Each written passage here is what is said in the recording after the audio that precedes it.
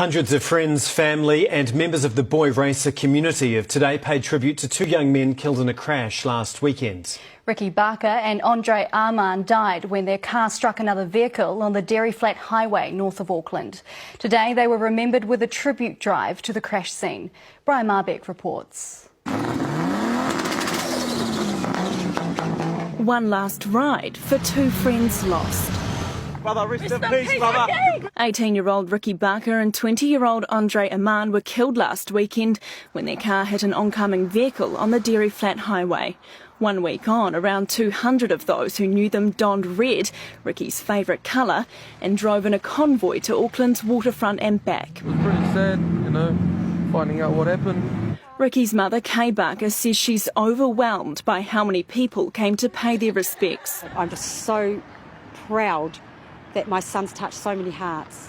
While it was Ricky's family who organised the event, Kay said it was important to them that his friend Andre was also honoured. His family and his friends lost a child the same as we did. The convoy ended at the crash site where a makeshift memorial shows where the pair's ride ended. Police have been concerned all week for the safety of mourners who have been stopping here on this dangerous highway to pay their respects at the crash site. That's why today they urge those taking part in the ride along not to stop, but instead to drive past slowly and safely. But for some who ignored those safety warnings, this was their final chance to say goodbye.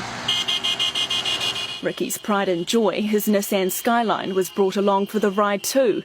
It's now covered in tributes from those who knew him best. We have just been lost for words watching, because we've had the house open to everybody to come. We've all supported each other, and to see that, we have that forever. And with the help of a Give a Little page, Ricky's family hoped to achieve his biggest dream of fixing up the car that he'd put so much of his life into.